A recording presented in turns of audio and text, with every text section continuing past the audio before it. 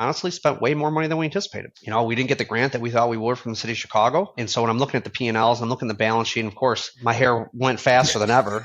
And I've done this for years. And so it shouldn't have been a surprise to me. I'm just like, what the fuck did I just do?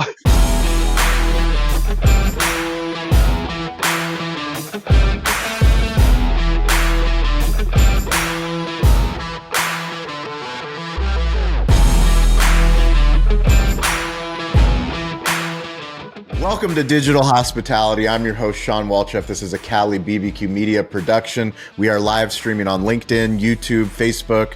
We appreciate you guys for following the show. If you're new to the show, welcome. We believe all businesses need to be digital first. And we also believe that every business is in the hospitality business, whether they know it or not. We believe in storytelling across all channels, and we couldn't do this show without you guys, the audience. You guys have been supporting this show since 2017, since it was Behind the Smoke.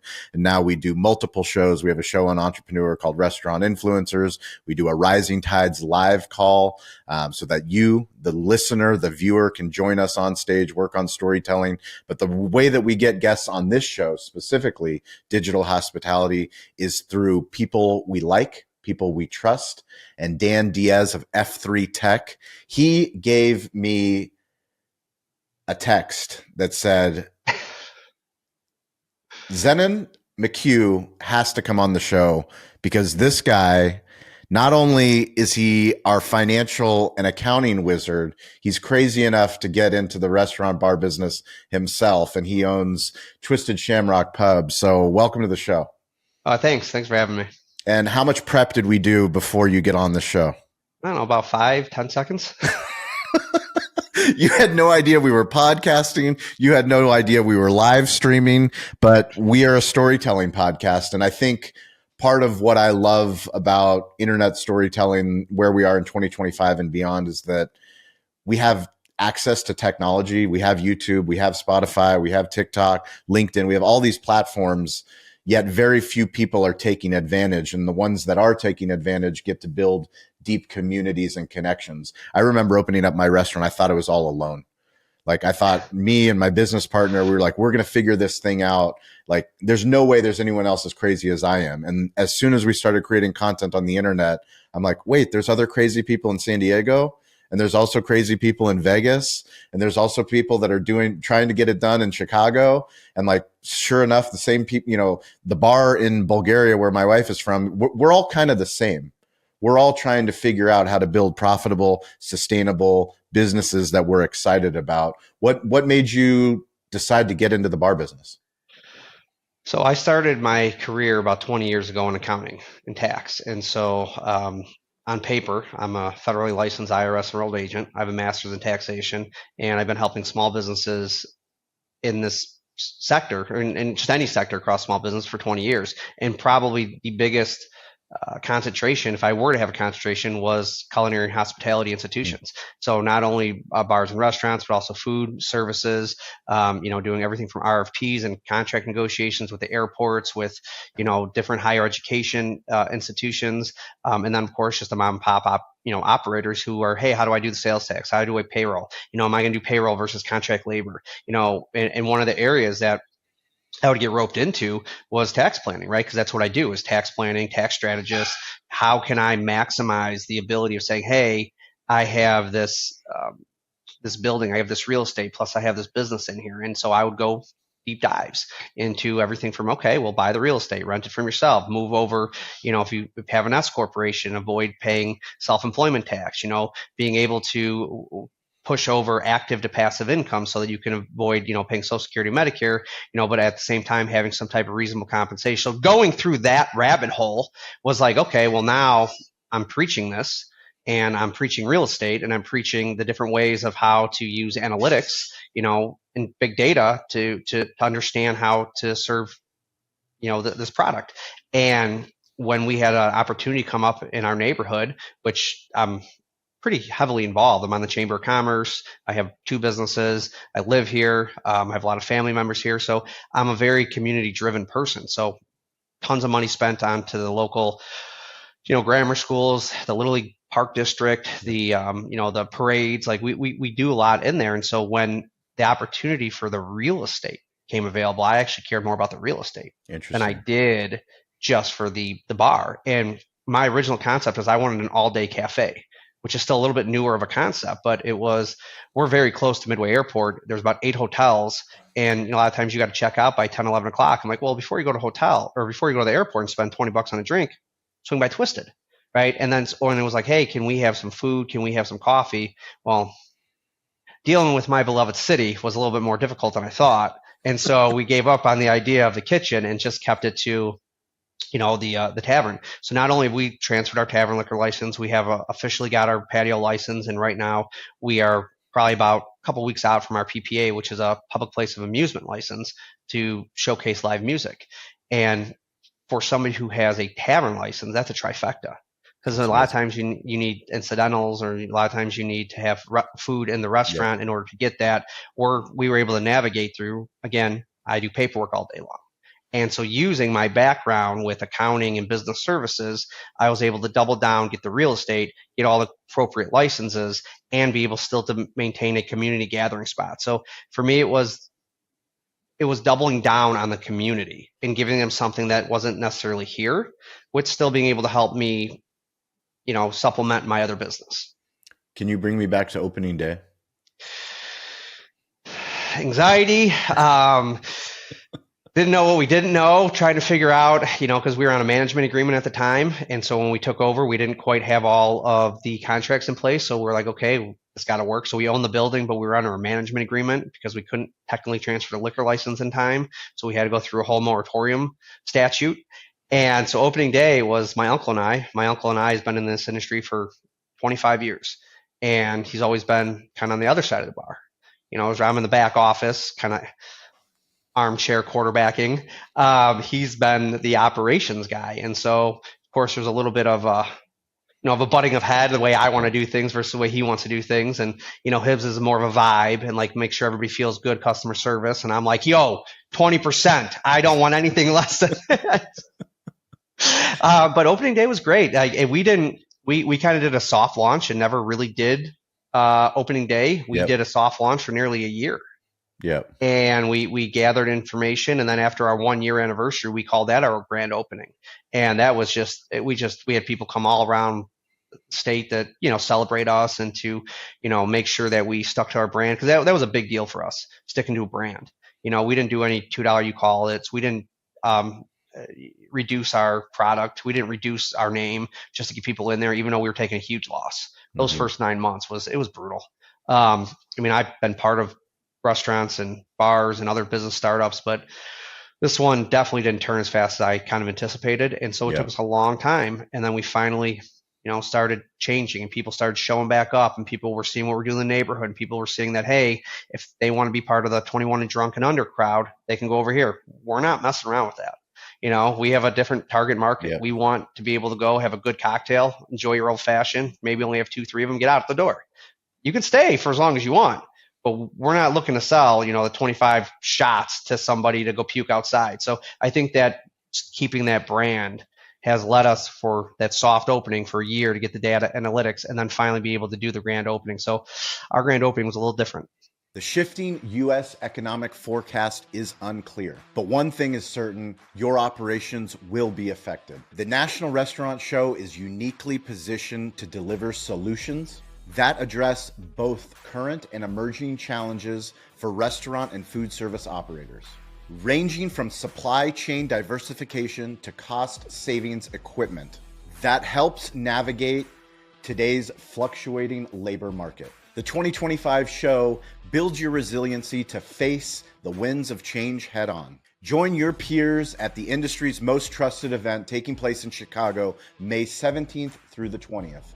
Secure your badge for the restaurant show for food service today. Visit the official website at www.nationalrestaurantshow.com and register with promo code SHAWN25, SHAWN 25, and save $25 off the current registration rate. This offer is exclusive to my podcast subscribers, and this offer expires on May 9th, 2025. This offer is also valid only for operators only. Non-exhibiting suppliers are subject to a higher badge rate. We will see you in Chicago. The subjective feeling as somebody that deals in numbers, that advises in numbers, can you walk me through kind of that fear and that anxiety? Because it's something that once you have that physical location and you have hopes and you have dreams and you're excited and you're building and you're like, why is like I've seen this on a balance sheet. Like I've seen struggling businesses on a balance sheet, but like this one's right in front of my face. Yeah, so I had this as a two-prong approach. One, the real estate was the most important thing to me. Yeah. Across the street, there's a city called Bedford Park. It has major, major, major redevelopment going on right now. There's a Yeah. Wyndham Hotel. There's a Wintrust Sports Complex. The WNBA has just committed, and they're starting to break ground on a 40,000 square foot Wow. facility. There's a Sweet. Moretti's restaurant. There's a car wash. There's a truck stop. This is all within like 500 yards of me, and only one of them is fully done. And so I was able to see the capacity for a need, with all these hotels going up and not like a true little place, and what I believe was a little bit of an undervalue in the building and the tavern. So when I looked at it, I thought worst case scenario, what would this thing cost me if I were to hold it? If I didn't open the doors, right? And so how much was it going to cost me to buy the building, pay it monthly with the overhead and all that, versus how much is it going to cost me to get these things up and running? So when I Yeah. looked at the balance sheet, I go, okay, well, I think I can afford it if I don't open the doors. I just sit and hold the real estate. And then it was no, I wanted something more. And so I looked at, everything from the benchmarks to the costing to, what we could be doing, and honestly spent way more money than we anticipated. We didn't get the grant that we thought we would from the city of Chicago. And so when I'm looking at the P&Ls, I'm looking at the balance sheet, and of course, my hair went faster than ever. and and again, I've done this for years, and so it shouldn't have been a surprise to me. I'm just like, what the fuck did I just do? Why? Why did I blow it all up? Why would I do this to myself? And you know what? At the same time, I probably couldn't have been happier. I have my own place. I can bring clients there. I can bring neighborhood people there. I have a place that I can pass down to my son. And so there was even planning and future planning. I have a few things set up like trust, right? And so it passes on. I have a business partner. So, we have a buy-sell agreement in place for his kids and my son and stuff of that nature. So, me being able to capitalize on my actual career, I think made me a smarter investor in this project, because I don't know how to make a great drink. He does, right? But I know how to get through the paperwork. I know how to do all the licenses. I know how to look at the taxes. I know how to use the tax code and depreciation laws in order to maximize our tax reduction so that we can get money back on a tax return, even being business owners. So, there's a lot of those little intangible things that I think that I had a little head start on than most people would when they enter the sector. What are some of the things that you see or you advise your clients, the most successful ones that own restaurants and bars? What do you see them doing? Buying the real estate. Buying the real estate. That would be my very first one, buying the real estate, and then actually reviewing the numbers on a weekly basis. I'm not saying that, to be, gung ho and, fire people over numbers, but check them, check your inventory and check your numbers. Like, for example, we have 3 ways of making money by me. One, we have a rental. We charge a rental for the room, very minimum. We have merchandise, which is, the hats, the shirts, stuff like that, very minimum. 95% of our business is done through our liquor inventory. Yeah. Well, if I go and I'm missing 5 bottles of something, that's out of my pocket. That's the only place I'm making money. And so making sure that we have an inventory count on a weekly basis, and also making sure that we're looking at the numbers. Like it's not rocket science. If I know that I should be running at an 80% margin, or I mean, that's high, I'm just using that for an example.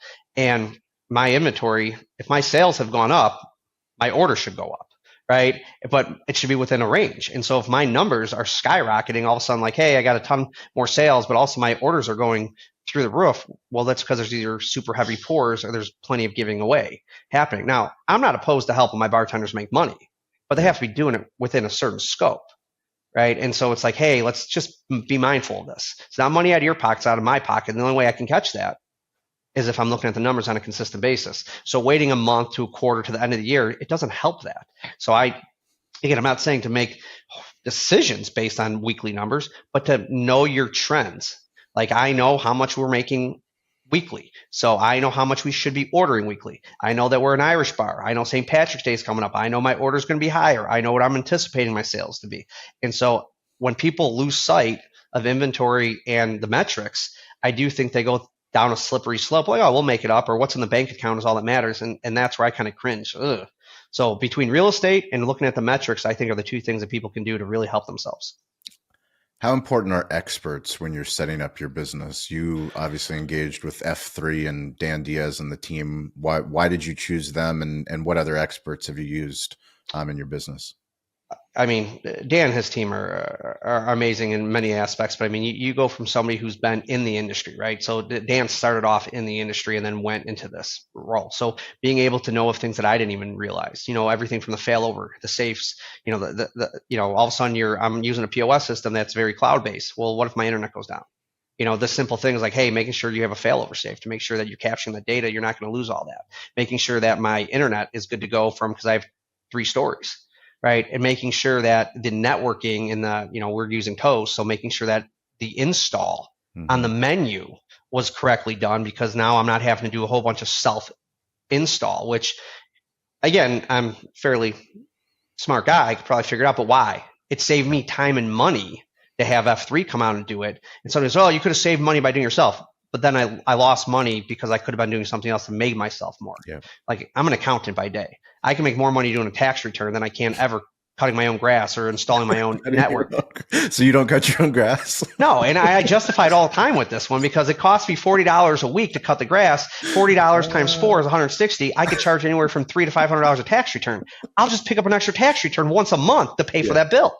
I'm with you. Opportunity cost. I tried miserably to try to cut my own grass when we bought our first home, and I did it twice. And I was like, maybe I'm not a man, but I can't spend my time doing this because same thing with Dan. He's an expert in that field. You go do this. I'm going to go do something to make up for the money that I need to pay you to do this. That's awesome. How do you do media, social media? How do you believe in it? What do you do? I am a big fan. Before I even started with the bar, I had ran a really small sports bar promotion company back when I was like 20 years old. Awesome. And it was called Drunken Bear. I went around the Midwest putting on beer pong tournaments. And then the winners, we flew them out to Las Vegas, and they competed in the World Series of beer pong. Wow. And back then, I wanted the website idea. It was very similar to what the Chive became. Funny videos, hot girls, like just driving traffic. And I never could stop the idea of wanting funny videos. So to this day, even at Twisted Shamrock, we spend a lot of time and effort on videos, not only from a TikTok to Instagram to Reels. And we're like, we need to grow our media platform, because that's how people are going to find us, especially if they're coming into Midway, they're staying in Wintrust or these. We want them to be able to find us. And so we spend money every month on figuring out how to have digital advertising, right? And so when you're talking about the storytelling, that's what we're doing too, because we're storytelling. How does a bartender make the drink? Funny bloopers. We've signed up with Geeks Who Drink for their Jeopardy Bar League. And it's, we're creating our own Jeopardy funny skits like SNL did. That's awesome. Right. And we're just saying, okay, some people, what's the point? Engagement, awareness, getting people on our platform, getting followers, making people want to engage with us so they could say like, oh, what are these idiots doing this time? And so now we're cross promoting with the local businesses. We have a restaurant coming in with us. We have Dan showing up on the show with us. Yep. We have a local celebrity like a music artist that's going to show up on us. And so we're using our platform to collaborate with other small business like-minded people so that we can keep engaging in small business in locality. We want the money spent locally. And so how do we keep doing that? By keep creating this atmosphere. That's how we look at it, at least. What's the deal with Malort? It's the greatest drink out there. You need some? We'll send you some. Dan sent me some. You should. You talk about a fine dining experience. Like, a lot of people by us will just sip on that. We're like, hey, you want a glass of Pinot? No, just give us a glass of Malort. I'm like, okay. Okay. And that's a Chicago thing. That's Chicago handshake is an old style and a Malort. Dan is probably more known for giving a Malort shout out than anybody I know. I think he carries Malort in his car with him at all times. Just so when he shows up someplace, he's like, hey, you got to take a shot. I'm pretty sure that our partnership started with him making me take a shot of Malort, but because I'm from Chicago, I already knew it. I'm like, all right, I've taken so many of these that doesn't faze me. Yeah. I'll still get like one of these. Dan has no reaction whatsoever. Stone cold. I'm pretty sure he likes it. Yeah, I'm pretty sure he does too. How can people follow the pub? How can they learn more about Chicago EA? Chicago EA is chicagoea.com. I like to brand myself as a business tax and financial services. So Do you service clients outside of Illinois? I would say 40% of my clientele is outside the state of Illinois. Awesome. Sweet. Yeah, it was amazing how they left the state, COVID happened, and they just went all over. I mean, everything from Washington, Oregon, California, Texas. I had some guy in Puerto Rico. I'm very tech savvy, meaning that like I've set everything up with technology, and so a virtual accounting firm I was doing before COVID happened. Sweet. And so when it actually happened, I just was able to maximize on it. So Chicago EA is a business architecture, tax strategist, and a financial liaison. So we take everything from doing the bookkeeping, the sales tax, to metrics, to then taking the bookkeeping to provide it into some type of financial statements. And then we can help you take that and get debt procurement, looking at SBA loans, looking at buying the buildings, then helping you set up structures and leases back and forth, to then ultimately doing all the tax returns and, tax planning. And if you do have any type of tax controversy and resolution, we handle it all. So that is my day job. Right, that's what got this all started. And then Twisted Shamrock Pub, we try to make that super easy. Instagram, Facebook, TikTok. Even this morning we had a marketing meeting to see what our numbers are up. And we're trying to get to like a 10,000 following. We're not there yet. We took it over in 2023, but we're slowly more engaging. And the better our videos get, the more likes we get, the faster it starts to grow exponentially. So we're excited for this year, especially with St. Patrick's Day coming up. It's going to be a big push for us. That's awesome. If you guys are watching, join us for our live show every Wednesday, every Friday. It's called Rising Tides Live. It's a chance for you to tell us about your business. If you are starting to become a content creator, if you're doing videos on the internet, we've got an incredible community. Every Wednesday, every Friday, 10 a.m. Pacific time. You can go to betheshow.media/rising tides. If you want to connect with me, at Sean P. Welchef on all the platforms. How can people keep in touch with you? I would say social media is the best way for, Facebook, Instagram, even the TikTok, LinkedIn. Yes, I'm on LinkedIn. Zenon McHugh. LinkedIn. Zenon, you're crushing on LinkedIn. I saw some videos. You're pumping them out. I'm trying. I got to give all credit to Shane, our marketing guy. He even has my LinkedIn profile login. He's out there just pushing them out. So he's helping me in both realms. I get the Chicago EA side of it, and I get the Twisted side of it. Eventually there'll be another one. It just I got to start somewhere. Well, I appreciate the time and look forward to hopefully seeing you in Chicago. We'll be out there for National Restaurant Association show. We go every year, bring a full media crew and Rising Tide crew. So it's going to be great. Dan's throwing a big ass party, so I can't wait to be there. All right. Well, we appreciate it. Thank you. Thank you very much. You guys have a great day. Absolutely. Thank you. Bye-bye.